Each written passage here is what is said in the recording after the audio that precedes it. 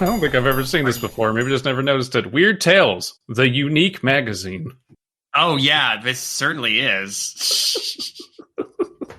I respect that so much. Okay, cool. So this cover, at first glance, I thought that woman was in a bathtub. Same. Same. And then Dr. Satan was just interfering with a woman in the bathtub. Why is that old man there? And where an old man also is. I think that's supposed to be Ascott Keane. I can't tell, though. No. I hope that if that's Keane, that is the worst interpretation of Keane I've ever seen. Is Beatrice ever around any man other than Keane? Would Beatrice dress like that? Good question. I have a lot of questions. I just noticed the rope around her wrist. Welcome to Undercooked Analysis, everybody. We're back to Weird Tales, the unique magazine. And sadly, we're getting near the end because we're on the penultimate Dr. Satan story, The Devil's Double. And lo and behold, our boy, he's back on the cover. He's back on the front cover. And it's listed here as The Devil's Double, a powerful tale of the ghastly Blue Death. So there's going to be is there going to be a Dr. Satan impersonator? Unless Dr. Satan learned how to clone himself. Which wouldn't even be the weirdest thing that happened in this series. I like the idea that it's just color inverse Dr. Satan. Photo negative Dr. Satan. So before we continue this story, I feel we have to bring a little bit of the dregs over. Yeah. Just for a moment. Just a little bit. Just so everyone is aware, because I feel like we're going to be talking about this a lot. There was a real person named Manly Wade Wellman. Yes. Yes. In this particular issue, Manly Wade Wellman is credited as writing The Horror Undying, a grim and gruesome story of a strange appetite, the tale of a grisly horror. No jokes aside, a lot of the entries in this issue I want to read. Like, a lot of this sounds good, and there's a lot of names I recognize. I definitely want to come back and mine this one for stories to read because, yeah, a lot of these sound cool. There's a story. Another contender, I brought this up in the dregs as well, for I think interesting names is Seabury Quinn. Not as good as Manly Wade Wellman, of course, but Seabury Quinn writing Strange Interval, which is a curious tale of pirates and a man who is yet not a man, and the spell cast by an old Obeah woman. The thing we need to stress is that Manly Wade Wellman is apparently that dude's real name. Yeah, not a pen name. Yes. No. Also, go look up the flag for Angola. Yeah. Yes. It's metal as fuck.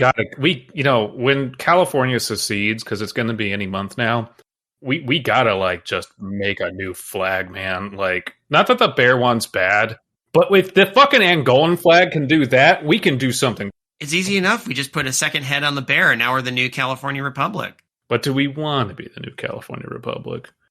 I want to be President Tandy's new California Republic, not... Yeah. Yeah. You know, that was when the Republic was doing good. Then, of course... Back in my day.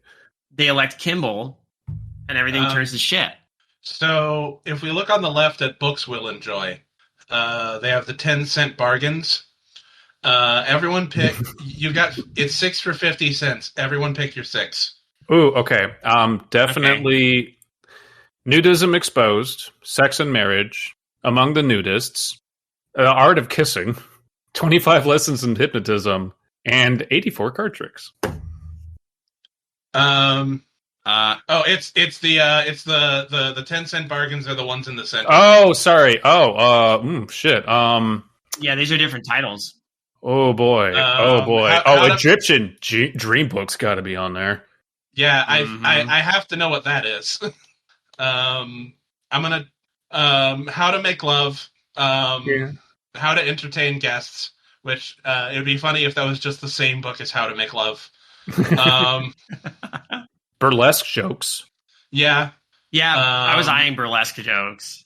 Book of 596 riddles. Which that is such a random number. Yeah, what the fuck? Just make it 600. Could you really not come up with 4 more? We couldn't think of 4 more riddles. That was all they could afford. That's all they could cram into a 10-cent. Why is there a book on how to play checkers? It's got to be 1 page long. Is that a 2-page book? The Pinoshi Primer? The what? Am I reading that right? Pinochli? I don't know what the fuck that is. The Pinnacle. The Pinnacle. It's Pinnacle. Yeah. Oh, It's another card game. That's Pinnacle. how you spell that. Okay. I have never in my life seen the word Pinnacle written out. Same. Wow. Okay. I have never in my life played the game Pinnacle. So. Oh, same. Popular toasts. Dude, again. Well, I was saying this to David. All of these just sound like Wheel of the Worst fodder. How to entertain guests. Fortune telling by cards. Popular toasts. Modern ballroom dancing. Oh God, fuck. One of Cleopatra's knights. Only one of them. I mean, if it was the one I'm thinking about, it was pretty important. Well, intimate account of a night of orgy spent by Cleopatra and Melamon, a young Egyptian. Just one of them. Just one of many. Yep. To know the real Cleopatra, you must read this book. 25 cents. With her auburn hair and languorous eyes, a sweet breath, a slender, seductive languorous. body. Languorous? I thought it was languorous, but it looks like an eye. Again, this scan is terrible. So yeah, it's not a good scan. So we're just gonna have to do our best. I need to read the title of this one and then the first sentence. Here we go. The Art of Kissing. One of the most unusual books ever published. Kissing. Weird, right? Ew. Whoa. How to handle the girl who claws and struggles? Maybe don't force the girl to kiss you. What the fuck? What?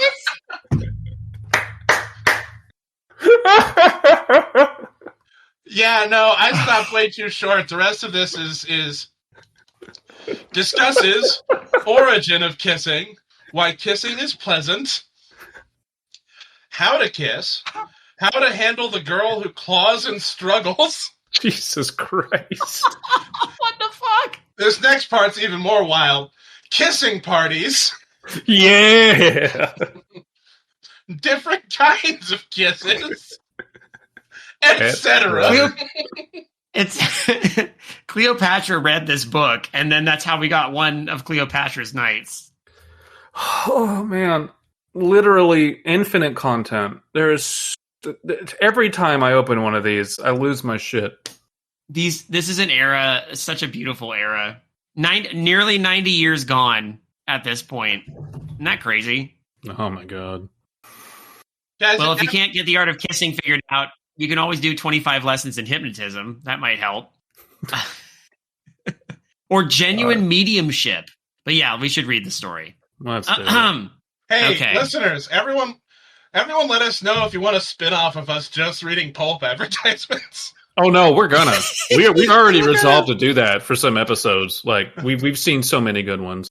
We talked about it a while ago. I'm still down, honestly. I might have to change the title of this podcast from Undercooked Analysis to It Came from the Pulps. Oh, that's good. Pulpy discharge. That's pretty. I'm on the floor. Help! That could just be like the episode titles. Like you have short and shivery, pulpy discharge. And we just read pulp shit. That'd be great. Love it. Yeah, that's great. Oh, honestly. All right, so this is The Devil's Double, a powerful, blood-chilling thrill tale about the Blue Death and the world's weirdest criminal who called himself Dr. Satan. No. Is it just Ascott Keane rebranding himself? Oh my god. He finally realized he was the Wario the whole time. God, I hope not. That's going to be so lame. All right, we doing me, Alan, David again? Alphabetical order? Yeah. Okay. Yeah. Chapter 1, The Mad Dancer. It was the middle of an early summer afternoon in Louisville. The sun bathed the streets with hot gold. People thronged the main avenue. Women shoppers streamed in and out of the stores. Men hurried on business. Traffic rolled in orderly haste. The middle of a prosaic afternoon. Am I right? Women be shopping. All seemed as it should be.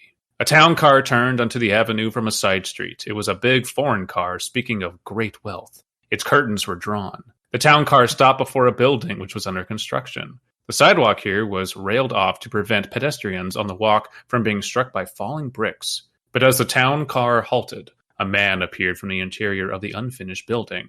He walked unobtrusively past the car. As he passed, one of the curtains over the car windows was raised. A shaking hand came out with a newspaper wrapped package in it. The man from the building took the package. He walked back into the building again. This is what is known as a drug trade. The town car's motor raced preparatory. That's weird. To go away. The town car's motor raced preparatory to going away? What the fuck? Okay. But before it could get into motion, another car with curtained windows swung onto the avenue. This did not stop anywhere. It went in circles forever. It slowed a little near the town car, but that was all. However, in the short time of its slowing, it discharged a passenger. Of the hundreds on the avenue, only a few noticed the car, a big blue sedan. Of these few, only 2 or 3 saw the passenger get out. At first, that was... Okay. Calm down, story. A prosaic street, crowded with prosaic people, going about their commonplace affairs. Little town. All right. Quiet village. All right. We need to get this out of the way to start off with. Hey, does everyone remember how our last story ended? Do we remember last that time our last on Dr. Satan? Do we remember how excited we were that our next story might be a continuation of the last? Where Yes, where Ascott Keane was going to start taking drugs that kill him to track Dr. Satan in the afterlife. Oh, right. I do recall this, but seeing this, I kind of knowing how things go with Paul sometimes, I wasn't holding out much hope that this would continue on. Well, this also feels very just like these are our secondary characters, ones who's going to die, or maybe both of them. Usually it is. Yeah, we're not actually, but it is a blue sedan, and they mentioned the Blue Death. So, is this Ascot pulling Dr. Satan shit to like coax him out or something? I don't know. You got him. Anyway, yeah, I just wanted to make the point that our last story ended in. Our last story was insane. Yes, it was. It was Paul getting real existential with us.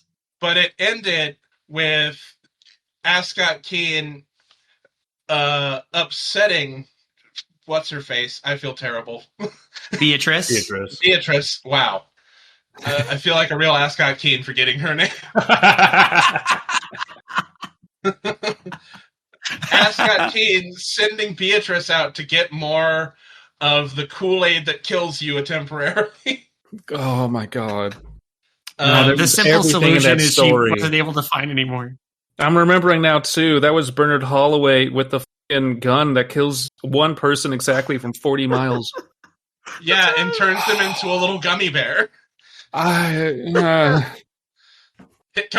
at you in waves, huh? Also, the story that remembered that Gerse was dead. Yes. And yet Dr. Satan did not go to look for Gerse in the afterlife.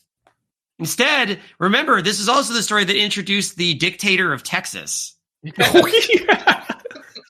It also introduced Ascott Keane's parents, and he only talks to his dad. That's right. There's so much happened in that story. Fuck it, let's just read that again. And suddenly, memories of a fonder time flooded back to the co-hosts of the podcast. Anyway, the mirth was short-lived. Did you want to keep going? Or? Yeah, I'll keep going a bit. And then, seemingly all at once, they began to stare at the discharged passenger. Once they had seen, they craned their necks to look again, shocked out of all commonplace living by what their eyes were regarding. The person who had come from the blue sedan was a woman. A girl, rather, scarcely more than 20, that's an adult. She was tall, maturely curved, strikingly lovely. She had dark hair and great dark eyes, and skin so fair that it looked snow white in contrast to the blackness of her hair and eyes. Real quick, person who had come from the girl wasn't a woman, it was a girl. Also, she had a big ass and titties. Like, damn. Titties like blow. Titties like blow. Woo!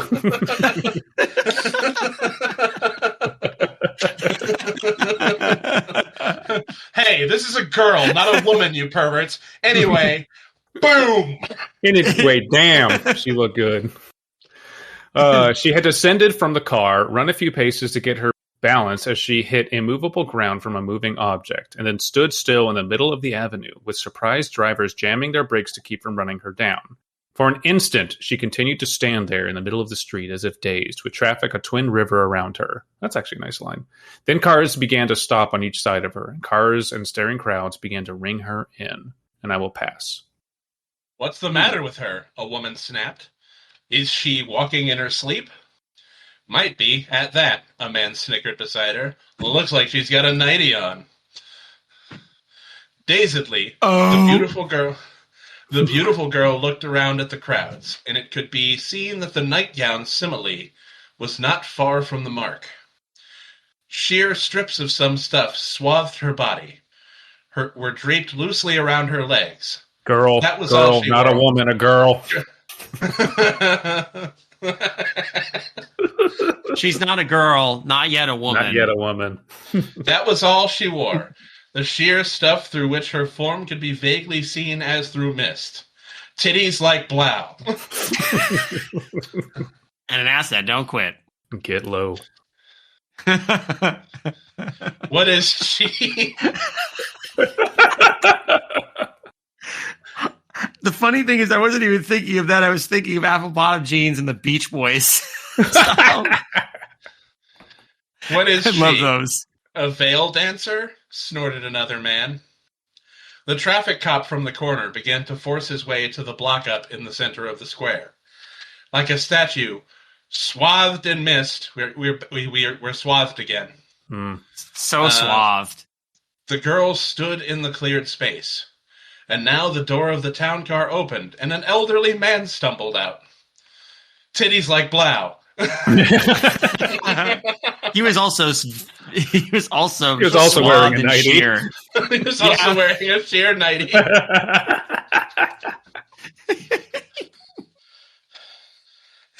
His eyes were wide. You stole my clothing. Come back here, you bitch! His eyes were wide with horror. He staggered toward the girl, hands outstretched as though groping his way. Suddenly, the girl moved. She poised one slippered foot, and from the folds of gauze that covered her, she drew a short, slim blade. Oh, cool. Her voice raised in a shrill, eerie incantation, the words of which could not be distinguished. She waved the sword. She began to dance. A publicity gag, someone shouted. She's a sword dancer after a newspaper write-up. What the fuck is happening in Louisville, Kentucky? The crowd laughed and yelled agreement. So, hold on. So, yeah. A woman jumped out of a moving car. No, was thrown. Was discharged. Was thrown from a moving car. Titties like blow. Mm-hmm. Wearing a thin nightie. And is waving a sword around. And someone, amidst the crowd, loudly announces, a publicity gag! She's doing it for the gram. Do it for the Vine! The crowd that existed in the 30s. Right? I miss Vine. Yeah. Long time ago. Yeah, I think we all do. The crowd laughed and yelled agreement. Some fool began to beat time to the girl's slow, rhythmic steps by clapping his hands. But horror was growing on the face of the elderly man from the town car. And on the face of the cop, as he came nearer through the crowd, was amazement and something like awe. "It's Jane Ivor!" he panted suddenly. "By the saints, Jane Ivor!" The dancing the girl Kentucky Ivors. Yeah, of the Kentucky Ivers. The dancing girl whirled more rapidly, more wildly. Her great dark eyes glittered with lurid fires. She performed her sword dance in the middle of the city's main street with more abandon. "That's the girl!" shouted the man who was clapping time. "If publicity's what you want, you'll get it." And I'm tagging. Yeah, that's the girl. There she goes. There she goes again. Waving around a a sword. Waving around a sword. She's got titties like blah. Wow. There it is. We got there. Yeah. Made it work. Well done. The girl seemed not to hear him, or that song we just did. Seemed not to hear or see anybody. Her supple left hand tore at her breast, and a strip of the gray gauze enfolding her came loose and floated to the ground, exposing her smooth white shoulders. Girl, not a woman, a girl. Mm-hmm. Now you're going to town, laughed the man who clapped. More. God damn. Jane Ivor, panted the traffic cop, tearing his way forward with ever less ceremony. My daughter, groaned the elderly man from the town car, fighting the heedless mob between him and the girl. The girl began to sing more wildly, and now the crowd stilled a bit as a few words could be distinguished in her chant. And as more and more of the swathing gauze was torn from her body, people began looking at one another inquiringly. Satan, my master. Some of the words of the girl's chant sounded. Devil, worship. Cool. The swathing gauze was nearly all on the street now, so she's nude. And a woman cried out a bit as the meaning came home to all. No publicity seeker would go quite so far. No girl would dare such censure in a mere quest for notoriety. Let me through, damn you! Shrieked the elderly man, fighting at the heedless ranks and still between him and the girl. Get out of the way, you dumbbells! Raged the cop, beginning to use his nightstick. Naturally. Dumbbells. That's so quaint. And of course he starts hitting people indiscriminatty with his nightstick. Jane Ivor, let me get to her. A cop. Yeah. Yes, exactly. There was stunned silence in which the girl's chant sounded louder, more weird than ever. Then, like a concerted echo, the crowd repeated the name. Jane Ivor! Jane Ivor! A young man in the outer fringe of the crowd gasped. Good God, it is Jane Ivor! Most beautiful Deb in the city! Daughter of John Ivor, the distilling magnate! Kidnapped a week ago, along with her kid brother! And now she comes back like this! Thank you, Frank Exposition! I'm just doing my job. He walks away. Bye, Frank. Thanks, Frank. Here's 25 cents. See y'all next week. Buy yourself an issue of The Art of Kissing. Appreciate it. I'm going to need it. I'm going to a kissing party later. I hope no girl claws and tries to struggle. Jeez. Like this girl is.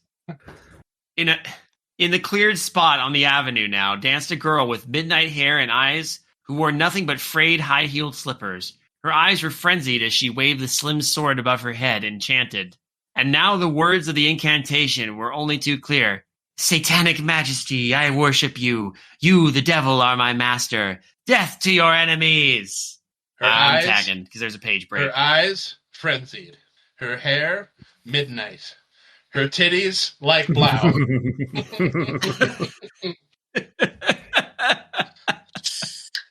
So this is an awesome scene.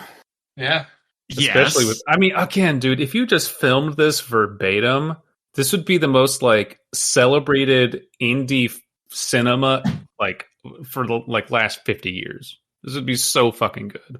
Especially the one guy loudly announcing who she is. No, you have to have Frank Exposition in there.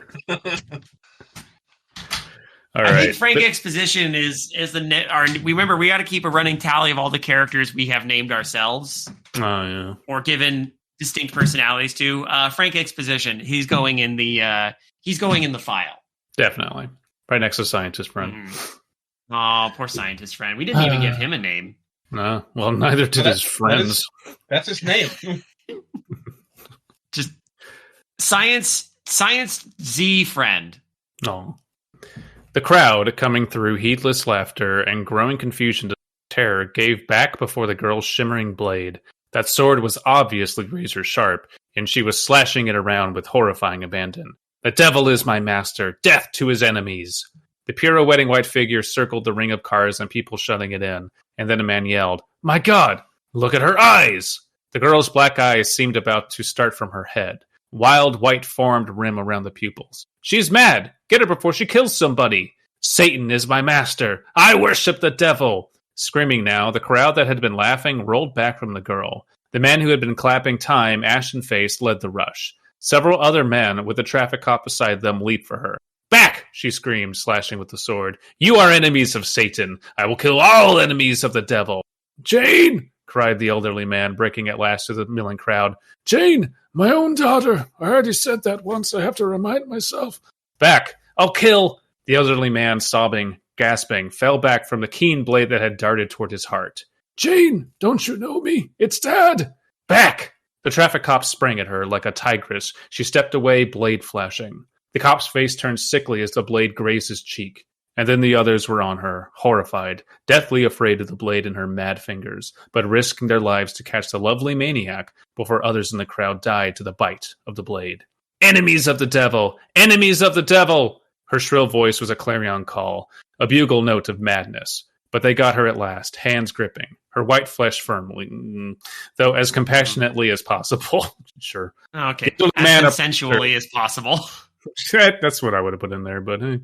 The elderly man approached her as she struggled in the grip of the men, who tried to cover her writhing white body with their coats. "Jane!" he groaned. "Look at me! Recognize me! It's John Ivor, your father, Jane!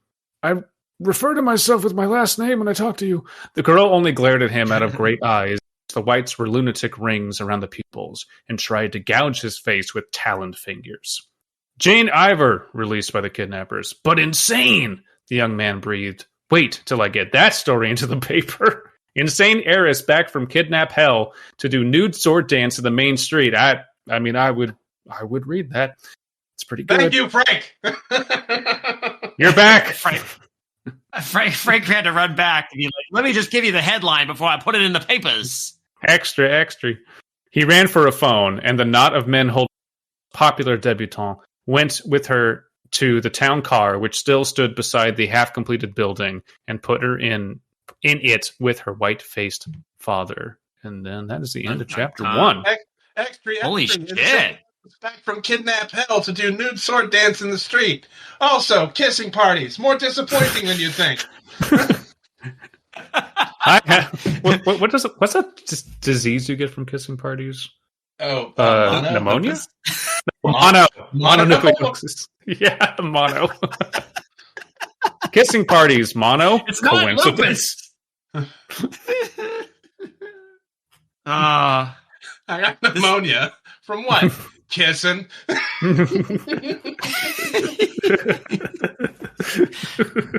Frank, you're acting that kissing party so soon? Yeah, it was kind of disappointing. If I'd gotten the book, maybe this would have been better. You were gone for like 5 seconds. Well, Let that be a lesson. There. Let that be a lesson to us all. Get the book. Yeah. Buy the book. Chapter. Holy shit, though. 2.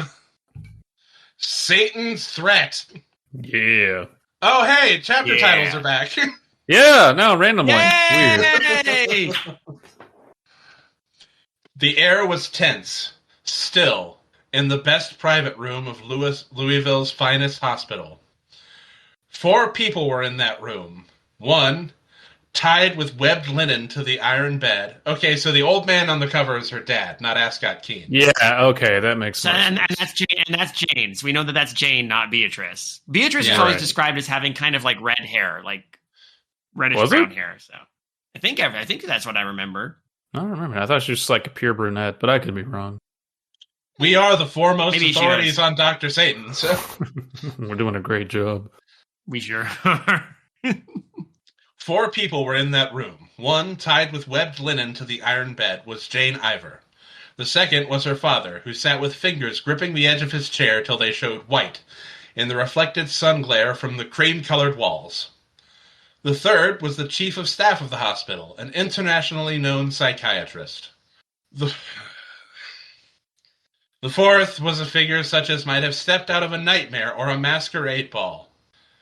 This figure... I'm here to consult you! I do have a doctorate. That's why they call me Dr. Satan. Do you accept my claim of insurance? Just call me General Practitioner Satan. What? All right, Dr. Satan, you better have a damn good explanation for what the fuck you're doing here.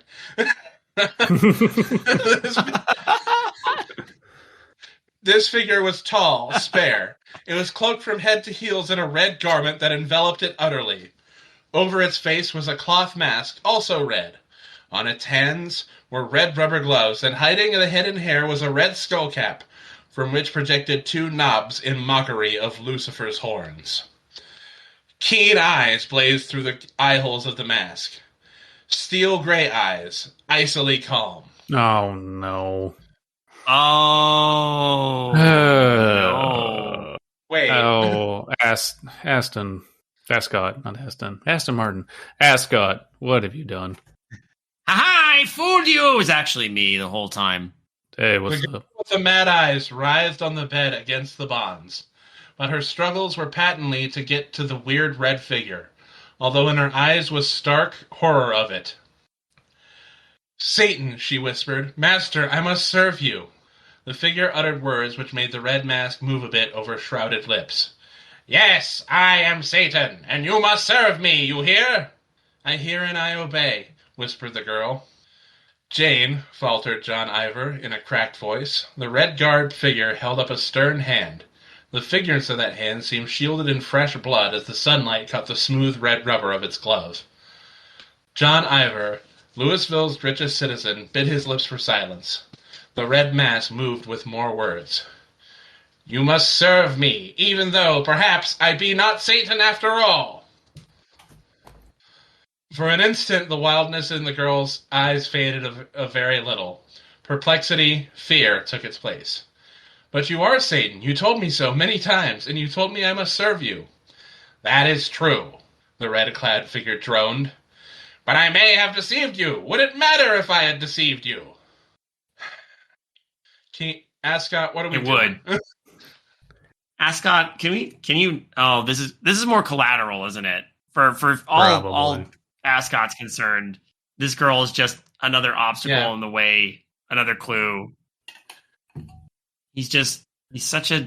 The girl said nothing for an instant. The light of perplexity was still stronger in her lovely eyes. Still was robbing the light of madness that had originally showed there. And as it did so, the doctor and the father leaned tensely forward, for perplexity is a thing of sanity, not madness. Pardon me? Would it matter if I had deceived you and was not Satan after all, but only a man? Good Lord. The red-clad figure said. Just imagine Dr. Satan burped there. Well, that's how. Wait, Dr. Satan never burps. Ascott Keane. I've got tummy troubles. It's a Tom's festival. I'm just imagining like he does that, and Beatrice just appears from the side to hand him a Tom. He's like, no, Beatrice, you're gonna blow my cover. What are you doing here? Get back! The girl answered indirectly. Dr. Satan. Wait. Entertain me for a second here. What if Beatrice rolled in, but she was dressed in a really bad Gerst disguise? Hello, I'm Gerst. Didn't you die? No. No, she's still wearing the burlap sack outfit from like 2 episodes ago. You mean to tell me Keane was dressed like me? Like in my dream journal? I knew it. The girl answered indirectly. You are Lucifer. You told me so. And you told me I must obey you and kill your enemies. I am sure it would make no this is my voice. I'm sure it would make no difference to you if I were only a man instead of Satan incarnate, said the masked lips smoothly. But you are Lucifer. It was almost a scream that came from the girl's lips, but again, there was a subtle difference from that scream and the mad laughter that had come from her lips before. Watch, commanded the red-garbed one quietly. He took off the red rubber gloves, revealing long-fingered hands that were almost inhumanly powerful. Uh-huh. Sure. What? Commanded the red-garbed one quietly. Look at how fucking strong my hands are. Could Satan be this strong, this handsome?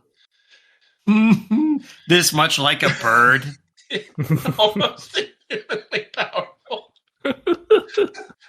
Come on, Paul. Paul. What's he going to do with those inhumanely powerful... No, inhumanely powerful. Inhumane. But which yet were indisputably human. He removed the skull cap and mask from his face. Look at my human hands. I'm not a bird person. We're going to set the record straight once and for all. Look at these giant hands. Notice how there's no feathers? I'm not a bird. Nobody look! Nobody look! Mr. John Ivor, that will be $40,000. Thank you very much.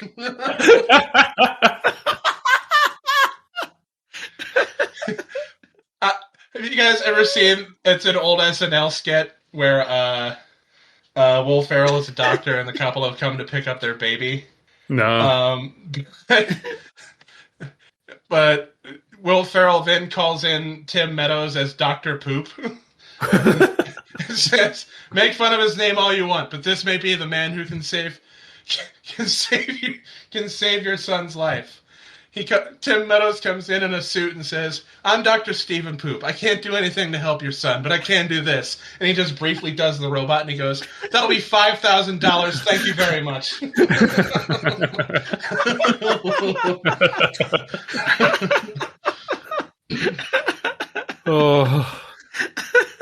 Oh, my fucking face hurts. That's all I can think about. Fucking Ascott Keane. She thinks she's possessed by the devil. Don't worry, I got this. Look, I'm the devil, but now I'm not. Okay, it'll be $40,000. He removes Just give the check to my secretary in the burlap sack. And that face, like the hands, was indisputably mortal. It was a strong face. Like the hands. With little eyes under gold. High bridge patrician nose over a long, firm, very strong chin. The girl half rose in spite of her bonds. Her eyes were wide and glazed as they glared at the revealed strong face.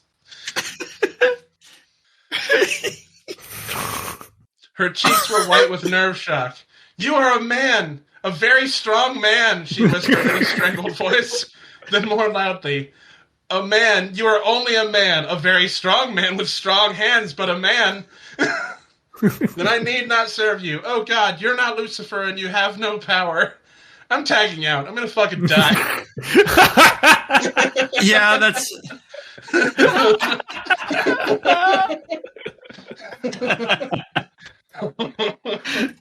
I want to film this so badly.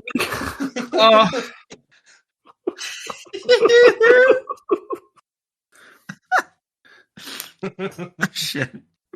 Okay. Oh God. Oh God, you're not Lucifer. You're just a really strong man. I just need a moment. Yeah.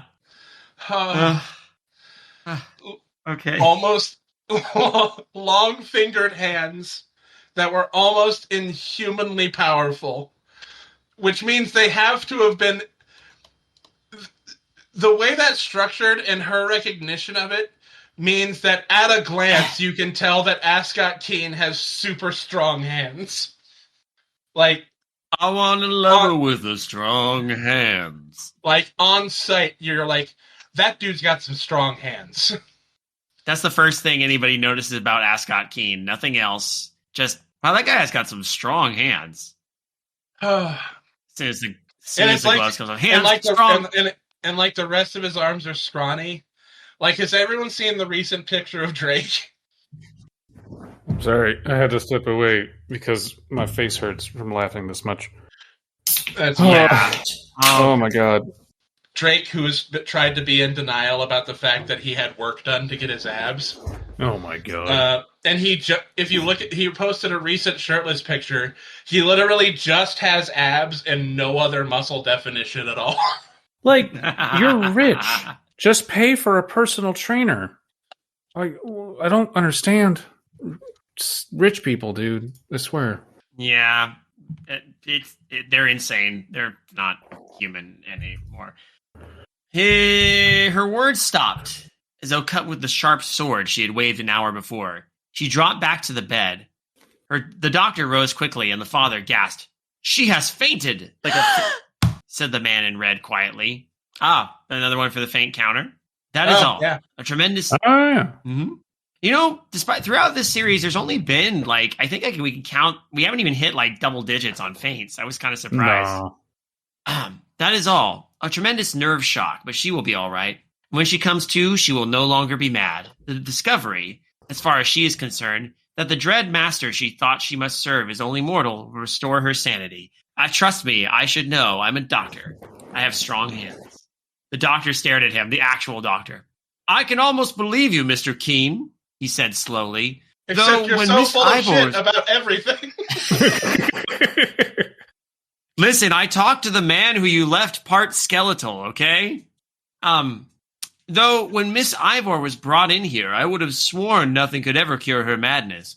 Who are you, that you know the mind so well, and know so well the exact thing to do to cure her?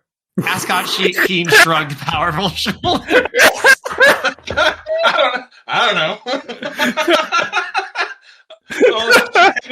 There was a loud explosion as his shoulders knocked through a wall on accident. Wait, sorry. Are you Ascott Keane? Because it nullifies people if you're in the same room as them. No, it doesn't matter who I am. He turned to John Ivor. But he's a well-known playboy. Whatever. He turned to John Ivor. "We'll leave her here in good hands for a little while," he said. "Shall we go to your home?" "Yes," breathed the father of the girl who had been mad. "Yes, anything you say. You have saved my girl. Now, if you could only do something for my boy." "That's what we shall talk about," said Ascott Keane. They look out the window. His boy is at the middle of the street dancing with the blade naked. Yeah. Oh my god! Billy Ivor's son. There's just been a naked guy outside swinging an axe around this whole time. Fucking Satan and shit! Woo! Yeah! Why didn't anybody tell me the door bursts open? Frank Exposition is there. He's covered in lipstick. He's just like, "Sorry, I was at the kissing party." Oh god, I'm so glad I got that book. Remember, everybody, get the book. Get the book. 25 cents. Best you'll ever spend. Oh, did you pass? No, but I can. Up to you. Page break, so I'll pass it to you. Okay. In John Ivor's home on the below, and I quite loud. The phone had just rung, and word came from the hospital that Miss Ivor had regained consciousness and was indeed sane, though broken by some terrible experience she had gone through, and of which she refused to speak. John Ivor's face was still pale, and his hands still trembled, but in his eyes there was a measure of relief. "Thank God for your arrival," he said brokenly. "If there is anything I could do to..." Keane waved his hand.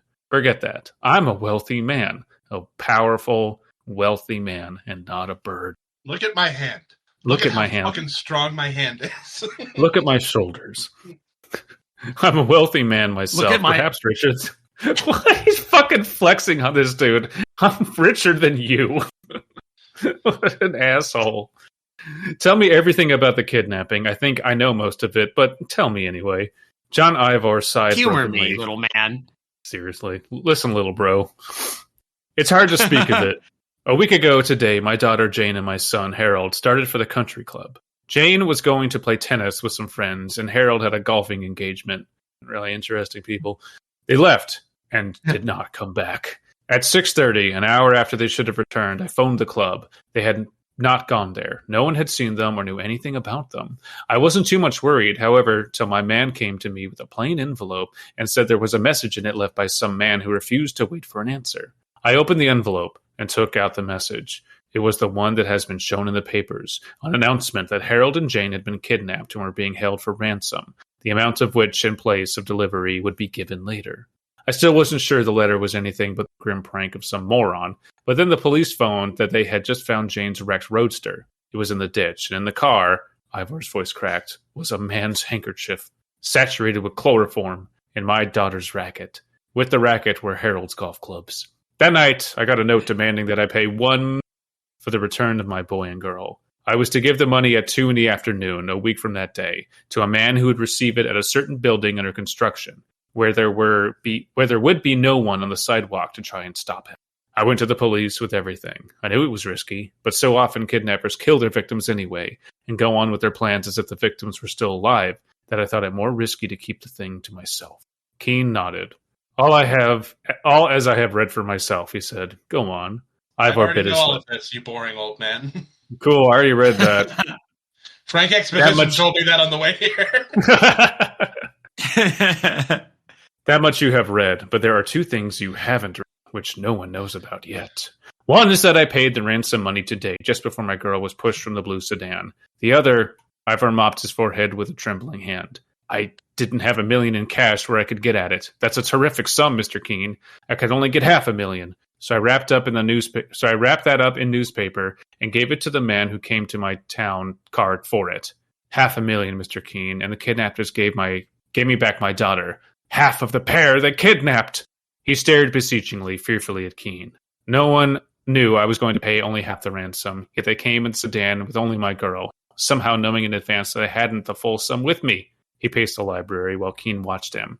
If that were all there was to it, I might think the return of half in trade for half the sum demanded was a coincidence. I might think that the kidnappers were playing the usual double-crossing game, expecting the full $1 million but hoping to get still more by returning only my daughter. But there is more.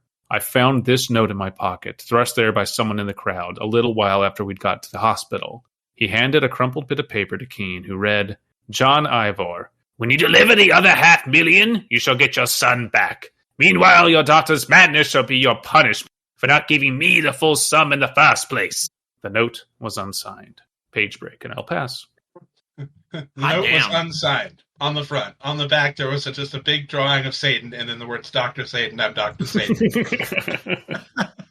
I'm so happy about being Dr. Satan, and I did this.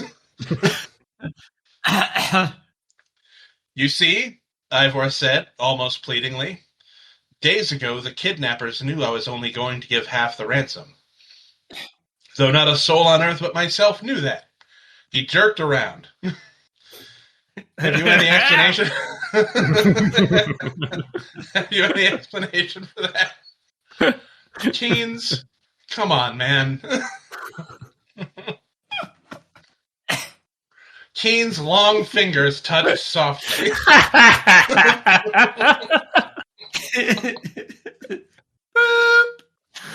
Oh, Paul. Paul, I'm trying to find you, but this closet, it's so deep. Where are you, Paul? An excellent one, he said. You wouldn't understand, however, you being all poor and shit.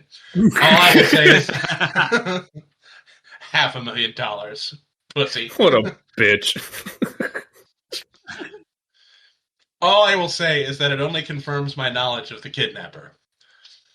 Ivor gasped. You know who he is? Keane nodded. Then, my God, man, the police. Can do nothing. If it's the person I think it is. Think!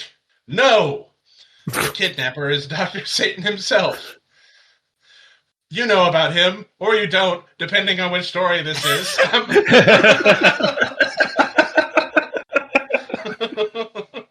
You know of him, right? Wait, pulls out script. No, you don't know of him. The ever infamous / elusive Dr. Satan. The world famous and completely unknown Dr. Satan. Also, sometimes I'm famous and sometimes people don't know who I am. It's whatever. Satan's curse is starting to rub off on me. I'm like the gray fox. The huge sum asked made me think so in the first place, which is why I came to Louisville from New York when I first read the affair. The diabolically induced madness was another indication. The devil is my master. I serve Satan. I knew who had inspired that delusion. Yeah, great detective work, Keane.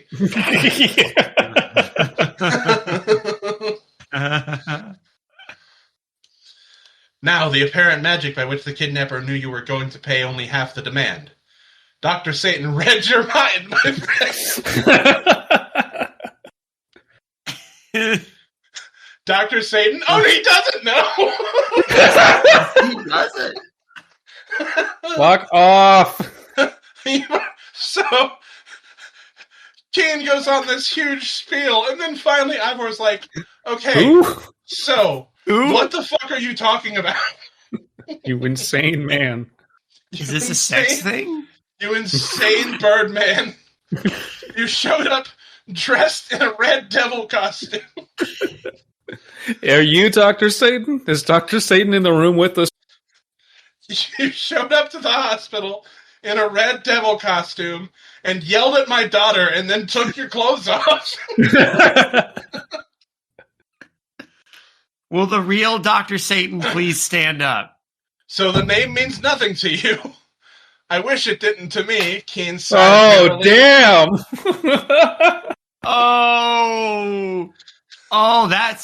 That burns. Oh, you can see. I can hear Dr. Satan cringing from a mile away. Oh, my heart!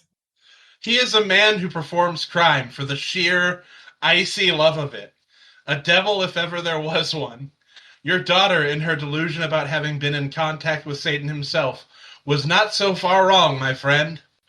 He strode toward the door. Don't tell the police.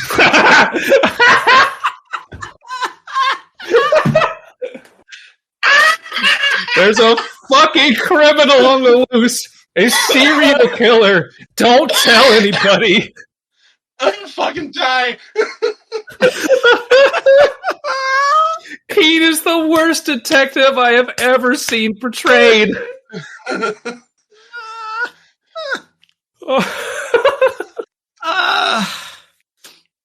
This is...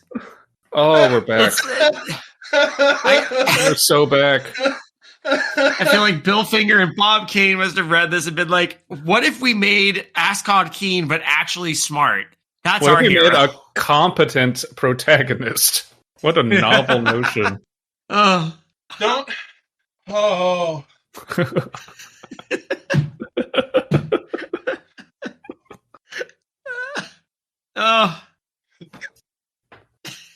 Don't tell the police or anyone else my name or my connection with this.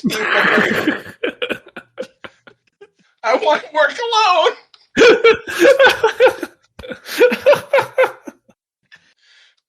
Give me 24 hours to try to track this man down and rescue your boy. Oh my god. He nodded and was gone. A man, Ivor thought, like a steel blade. A man to inspire hope when all hope was lost, as he had inspired it in that bizarre and still inexplicable cure of Jane Ivor. Dude, your son's dead. Your son is so dead.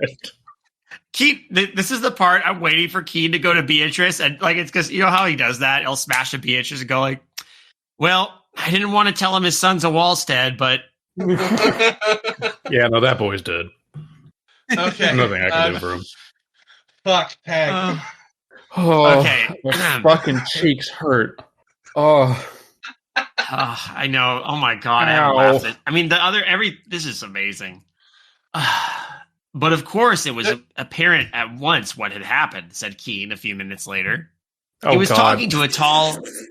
We literally just do the Beatrice smash. You just mentioned. Yes! We know Paul too well. Oh, Paul, we have your number. Yep. He was talking to a tall, don't lovely... Say that. Don't say that. Paul's going to throw the wildest shit ever at us. I hope so. That just no. I dare you, Paul. I dare you. Paul, prove me wrong. Where is he going to go? I still don't know where he's going to go from chasing Dr. Satan through the afterlife, but okay. He was talking to a tall, lovely girl with deep blue eyes and reddish hair in her hotel suite. Right. The girl was Beatrice Dale, secretary, companion, right-hand man. Knowing that Dr. Satan... Wait. Sorry. Right-hand man? I mean... She has been referred to as the right-hand man before. For a while now, yeah. Yeah. Here, put this frumpy clothing on so no one knows I hired a woman to be my right-hand man. Keep the burlap on. No one will know your gender. Yeah. Why aren't you a man? If only you were a man. Knowing that Dr. Satan was behind this. Put on the Dr. Satan costume I bought. Why don't you listen, Beatrice? Why don't you dress as me and I'll dress as Dr. Satan? And we need to play this out very carefully. That's literally that episode of fucking It's Always Sunny. Put on these enormous gloves and now you're me. Put on these Beatrice, shoulder pads. Flex your hands like they're strong, like they're powerful, okay? Inhumanly so. Put on these long, strong finger gloves. No, make sure. Me. Okay, now stand in the tree and watch me from the window. Okay, I'm going to leave a man bleeding out. I want you to do nothing well.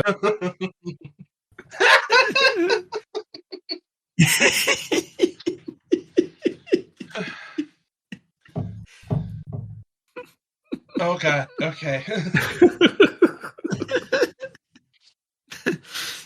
Nearly 90 years later, and the gift that keeps on giving. Knowing that Dr. Satan was behind this, we could guess at the source of the girl's madness.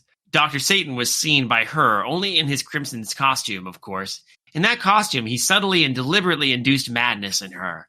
Therefore, her cure was suggested itself. Dress as Satan did and unmask before her, letting her see that the being she thought the devil incarnate was only a man after all. Beatrice was frowning a little. She nodded impatiently. Duh, thanks. I got that. Yeah. Further reminder why Beatrice is my favorite character. Yes, I could see how that cure would suggest itself, but why did Dr. Satan drive her mad in the first place? Keane sighed. It was in line with his usual process, a reign of terror among wealthy citizens, then demand for money. Satan kidnapped Jane and Harold Ivor, intending from the first to send them back to society incurably and horribly mad. With that as a precedent, no other father would hesitate a minute to part with the fortune to spare madness in his own child. Keene's icily calm gray eyes grew colder yet with bitter anger. No one knows it yet, including the police, because I won't fucking tell them. But 8 rich men in the city have received notes from Dr. Satan.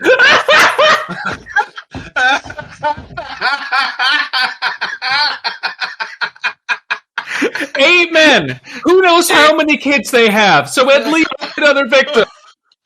Leave them alone. Oh my god. Keane is public enemy number 1. He can't keep doing this.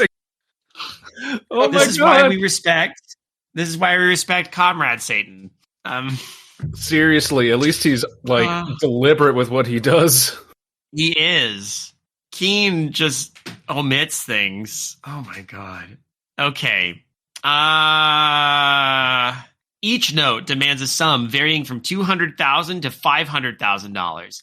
Each note threatens kidnapping and induced insanity for the child of that man if the money is not paid on demand. Jane and Harold Ivor are but the first of many victims if we can't stop that red-robed devil.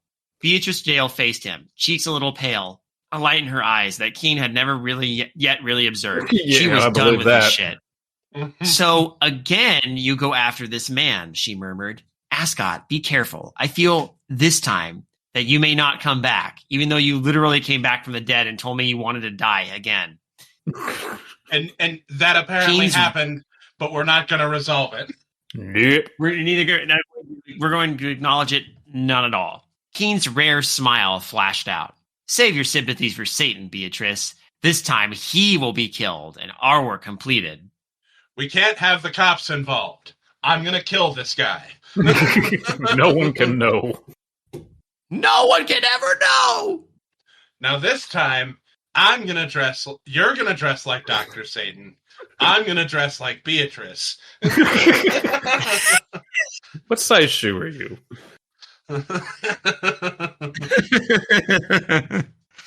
And we're going to wear the really long gloves, though. And we're going to get a Bumstead in here to be me. And I'm going to watch you two. I'm going to make coffee and not give it to you. I'm going to not flinch when you put a little shriveled man in my hand. Oh, yeah. Do you think they still have his body somewhere? There are so Ascott's many cabinet loose of curiosities. ends. There are so many loose ends of these stories that just baffle the mind. It feels like this is still insane, but we've drifted back into like a tamer insanity. Yeah. This is like, I feel like this should have been like the third or fourth chapter. Like what? Again, yeah. This feels like, this is weird. It's the penultimate issue, but it feels like, 2 or 3 is where it should have been. Yeah. Yeah, we've dialed it way back. This is crazy. You know what? It is a chapter break, so I'm going to pass it. I'm going to pass it here. Right. Chapter 3, Road to Hell. At 10 o'clock of the night when Jane Ivor had amazed in the street, a tall man in an enveloping topcoat approached the unfinished building where Ivor had delivered $500,000 from his town car.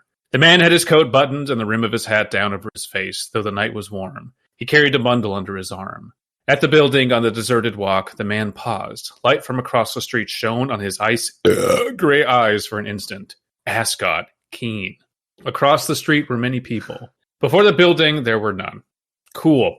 Back from the empty sidewalk yawned the cavernous entrance of the brick shell. Steps sounded from down the walk. Keane tensed a little and looked at his watch. It was 3 minutes after 10. In his pocket was a note, one of the 8 extortion notes sent to the city's 8 leading citizens. The note read, "If you do not want your son kidnapped and returned a hopeless lunatic, you will deliver $400,000 5 minutes after 10 tonight at the address given below. Signed, Dr. Satan, coolest dude ever. Fuck you." Hashtag Hex the Rich. The given address was that of the unfinished building. The signer of the note was Dr. Satan. Wow, no, I made that part up. Damn, okay. Oh, right, Keane remembered. My son. Oh, yeah. I have a son. Huh. I don't see him or his mom a lot. Beatrice doesn't know about him. That's probably for the best. No, Beatrice probably does. Judy? Yeah, that's him being there. She's just like in the background, just like glaring at him like, don't worry. No, your daddy loves you very much. He's just very busy and very full of himself. How's it going, Timmy? Billy. My name's Paul. Whatever. Here's a toy. Whatever. Bernard, this is a tiny man.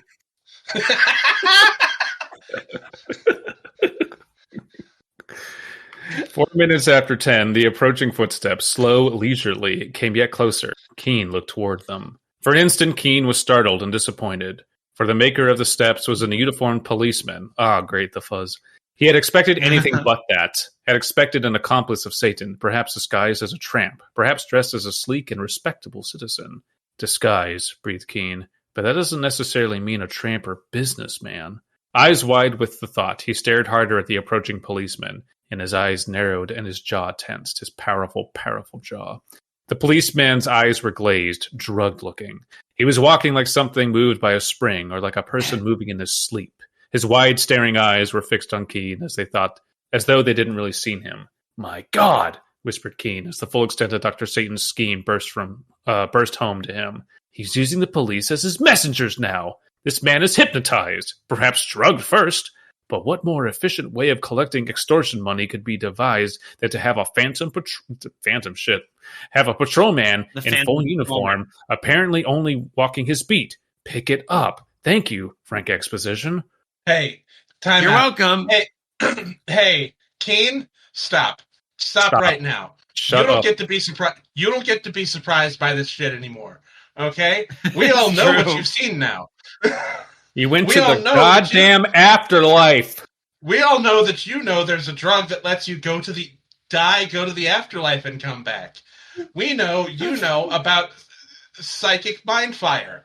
We know that Satan, Dr. Satan, knows how much money is in things through psychic powers. You don't get to be surprised by this anymore. I still sometimes think about the fact that they tested that drug on a dude multiple times. They put him into brain death. They put him into brain death for like 12 hours every session. Keane has spoken to a man who was dead, save for the few impulses in his body to make him look barely alive. That's a thing that happened. That was a guy that was just guarding a warehouse that Dr. Satan happened to be in. Yeah. Oh yeah, and the consuming flame. Yeah. Yeah. This is so not beyond the pale. Like, this is standard at this point. Yeah. The policeman came nearer. Oh, do you remember that this man created flesh golems? Yep. In a plot that hinged on a clock being on a desk. Still my favorite, by the way. I mean, the first story, he was causing death shrubs to sprout from people's heads and was killing people from a distance with Egyptian fire magic. So fucking cool. This is a guy being hypnotized. Fucking yawn. Right. This really should be number 2 or 3. It should be. I think we need to rearrange these. Yeah, we at the end of all this, we should have an episode where we tier list that we make and a bunch of other stuff. Oh, I agree. Yeah. We'll do a big recap, big breakdown. Let's just have fun with it. Maybe we'll do like a live stream or something. Oh fuck yeah!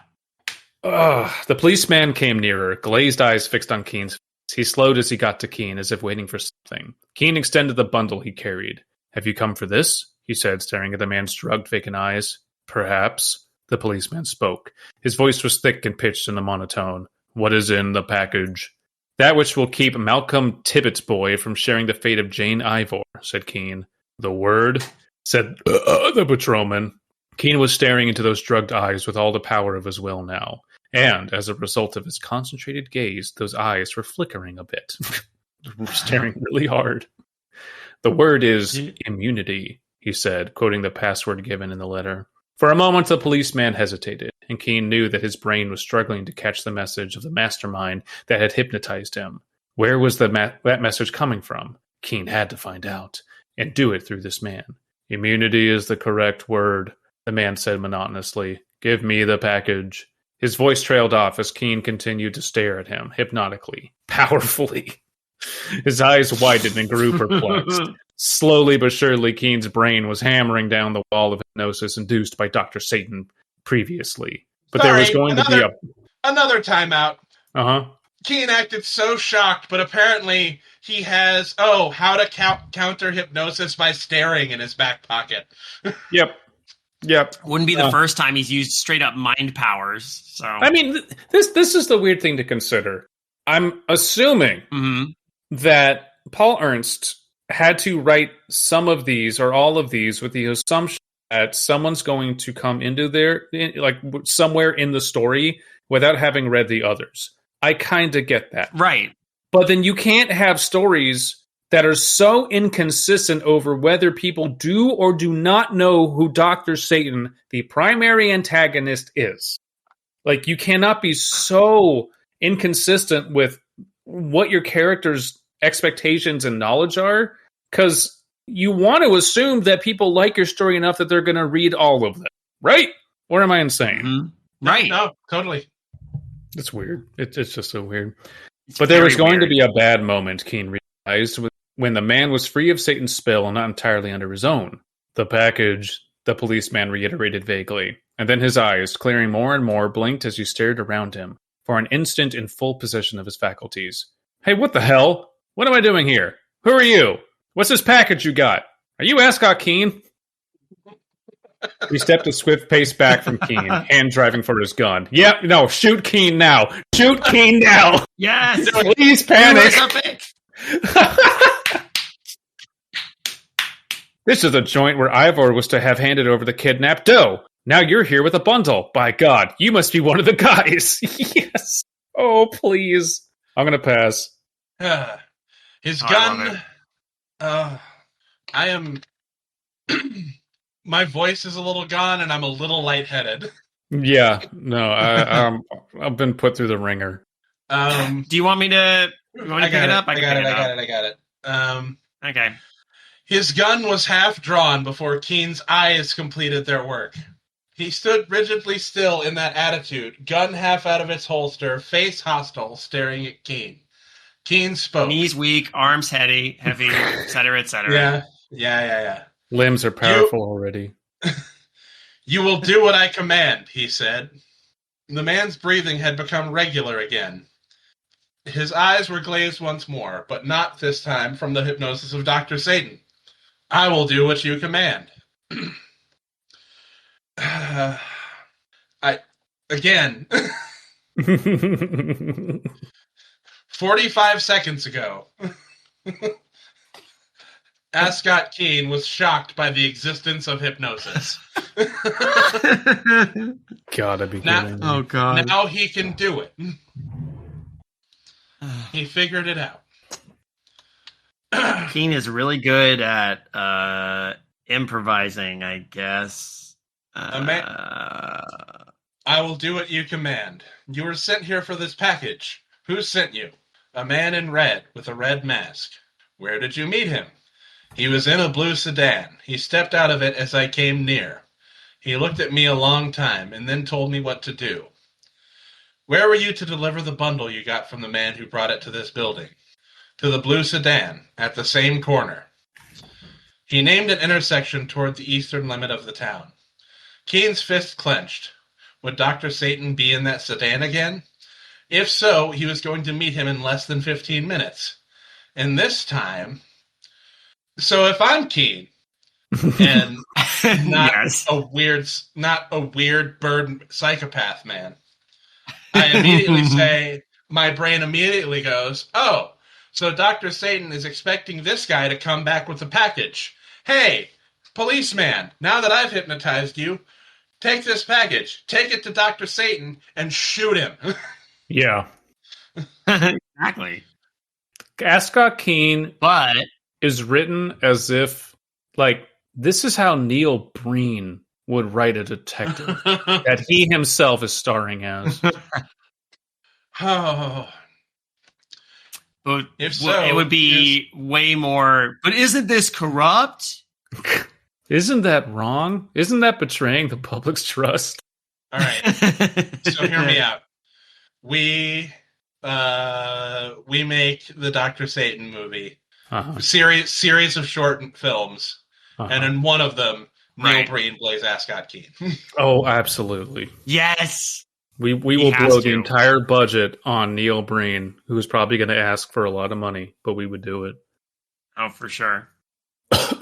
Keane felt of a small egg-shaped... I'm so done with you, Ascott. Keane felt of a small egg-shaped thing he carried gingerly in his coat pocket. Bullets, knife blades, clubs. These ordinary lethal weapons could not be used on Dr. Satan for some reason. Has anyone tried?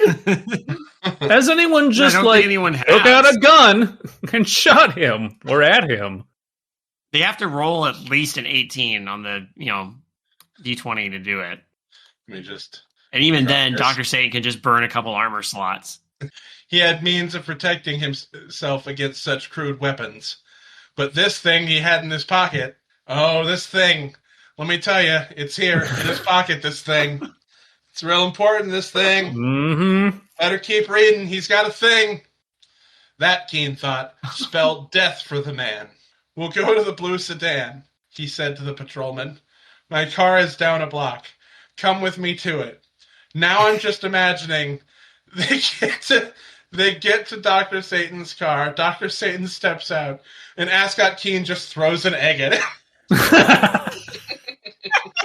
Keane, what the fuck? I know you're allergic. No one's allergic to eggs, you freak. I wasn't aiming for you. And then he throws another egg and it hits his sedan. No, the paint! Keane just drives off, flips him off, just drives away. You bitch!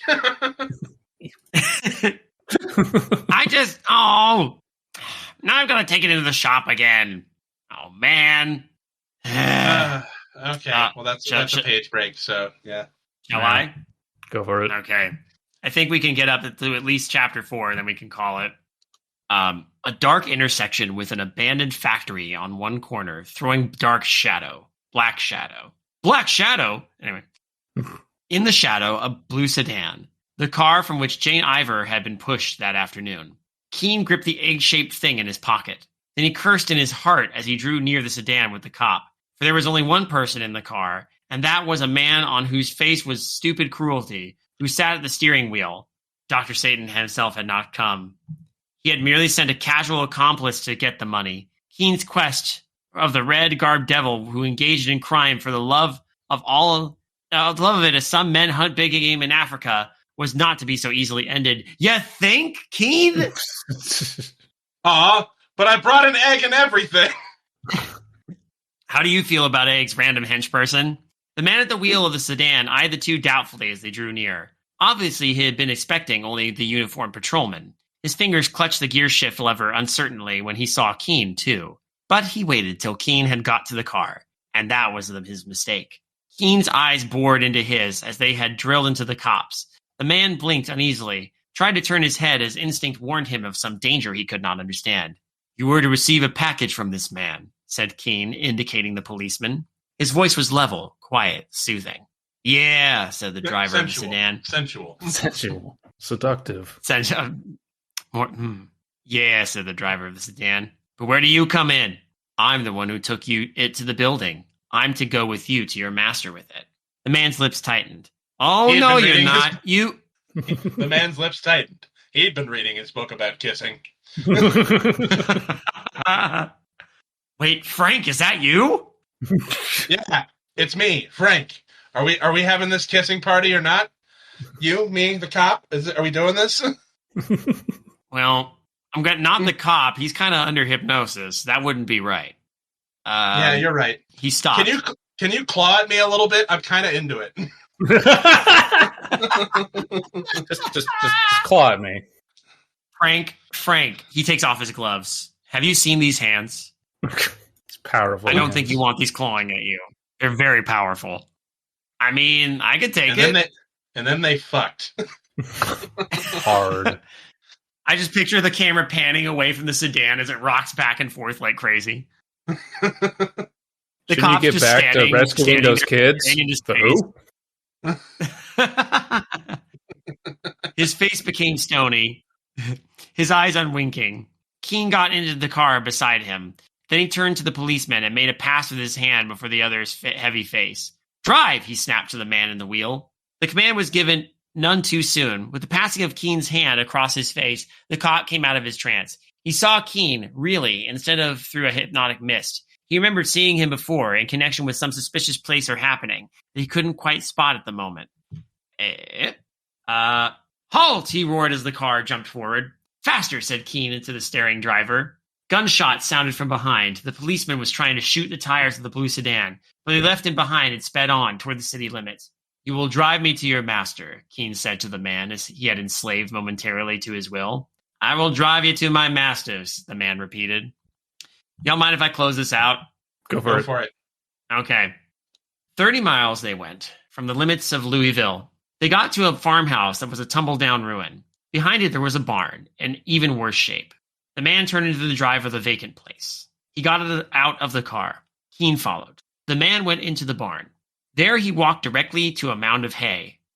Dr. Satan popped up and said, Keane, fancy a rollin' the hay? There was a bit of wood at the edge of the mound. The man grasped this and pulled it. The hay mound turned as though resting on a turntable. A square hole was revealed in the barn floor with steps leading down. Where does this go? Demanded Keene. It strikes a short tunnel that leads into a cave. I don't know where the cave ends. I think it is a far part of the Mammoth Cave system. Anyhow, I know it goes for a long, long way. And somewhere back in it, my master, Dr. Satan, stays. Now, has Dr. Satan hidden a cave prior to this? He's been warehouse basements. He's done graveyards. He's done... I want to say he's been in a cave, but I can't point to a particular one. I don't think he's been in a cave. Huh. He's been in a spooky castle in New Jersey. I don't know what happened to that. Keene took a deep breath. He had trailed Satan into many different lairs, but none of them promised to be as appropriate as this. I'm sorry, the spooky castle in New Jersey that was called like Lucifer's Folly or something like that? Yeah. It was fitting that a man... Keep saying spooky castle in New Jersey, and my brain just keeps going, gentlemen! Oh! Bah, bah, bah, bah. My hand helmet to this machine. It was fitting that a man masquerading as Lucifer should have his haunt in the bowels of the earth, near hell, if there was such a place. You've been to the afterlife, Keene, you know. The man who had driven him walked down the steps. He touched a projecting stone. The hay mound above slid into place, leaving them in a thick darkness. Now, said Keene. The man pointed. Keene felt his arm go up, looked in the direction of his extended finger. Far ahead, he saw a pinprick of light. He turned to the man. You will sleep, he said quietly, his hands on the man's arm. I will sleep, was the somnolent answer. Keene felt the man lowering himself to the rock floor of the crude tunnel they were in. He felt him lie down, heard no further movement. Alone, he started toward the pinprick of light far in the distance, and toward whatever weird place Dr. Satan had fixed down here in his lair. A lair near hell, Keene muttered as he felt his way toward the distant light. Please, God, I can send you to hell tonight. That's watch, Keene gets into the cave and he sees a bunch of black curtains ahead of him and goes, really? Again? Come on, man.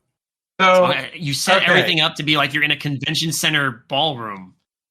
I do want to point out I think I've noticed a pattern with these stories.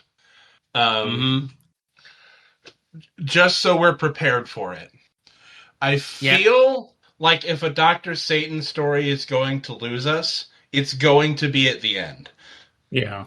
It usually is. They've always got such solid, insane buildup, and then Paul needs to get his hand out of his ass and figure out how he's going to bring it to some sort of conclusion. And that's 9 times out of 10 where he's going to fail.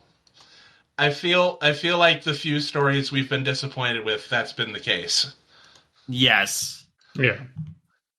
They keep mentioning like the blue flame, which, given the context of the rest of these entries, just feels very underwhelming. Of like, okay, we've had like in The Man Who Chained the Lightning, which basically sounds like someone ripped off to make Back to the Future. We've had the Egyptian flame. So this blue flame better be really important. I'm not expecting it to stick the landing. Yeah, I'm enjoying it. I'm enjoying it as usual, but my expectations, our expectations, we have been disappointed so many times before. Yeah. It's really, I mean, like the funny parts of the story have been in what it's looking, not presented. So, and this is the penultimate episode. It's maybe Paul used it to not overshadow the final entry, but I don't. I hope. I don't even know if the final entry is going to give us any closure on anything either. So I'm probably not, but at this point, we really have to ask ourselves, what would Manly Wade Wellman do? Yeah. Well, we'd have to read some of Manly Wade Wellman's work, which is in this. And we know what he'd do. It is. Hey, maybe we will. Yeah. Maybe we shall. If you would like us to read Manly Wade Wellman. Would you, dear listeners, like to hear us read some manly Wade Wellman? It doesn't matter. We're probably going to do it anyway. I mean, we're going to do it anyway. I just want to know if people would be interested too, but it doesn't matter. We'll still do it. We do what we want. This is our show. But if you like what we do, you could always leave us some feedback. We like that. We like to hear what people have to say. You can leave us a review on Apple Podcasts or whatever podcast app you're at. If you're doing this on YouTube, you can do it there. That's always appreciated. You can subscribe, like, and do all that shit. I don't care. We're just doing this for fun anyway. I say all this because it's like perfunctory, but hey. Let us know if you'd like us to dive into some pulp advertisements. I mean, we're also probably going to do that no matter what. We're definitely going to do that. Are you kidding? But also, let us know if you'd like us to do that. Fucking get in the comments, man. Mm-hmm. Yeah, honestly, it's pretty quiet in the comments a lot of the time. Some of y'all are out there are responding, and it's nice to see. Extra special shout out to Sickany, who's usually pretty. We have previous examples. Getting in the comments is the best way to earn a shout out on the actual episode. True. Yeah. Mm-hmm. And then if you want to support the rest of the show, you can always go check out the other podcasts we have on the Creative Horror Network. They're all there. They're all cool. Some of them are retired. Some of them are on hiatus. Some of them are like this one, ongoing, but happening when they can. And I should point this out because it's imperative. We're getting near the 200th episode since UCA moved fully to creative horror. And I'm going to start thinking about what we want to do for the 200th episode. What I'd like to do before that, though, hopefully, is finish up Dr. Satan. Yeah, we got maybe 3 episodes left, max. Yeah, probably. I mean, if we're doing it the way we've been doing it, we got that, and then maybe a nice little recap where we just talk about it. Yeah. But I think it'll be fun regardless. And I think there's just too much good pulp stuff here to like. I feel like we've used Dr. Satan as a way to get into this, and now this is all I want to do. This is all I want to do anymore. All right, well, I got a bone to pick with someone in the past. Okay.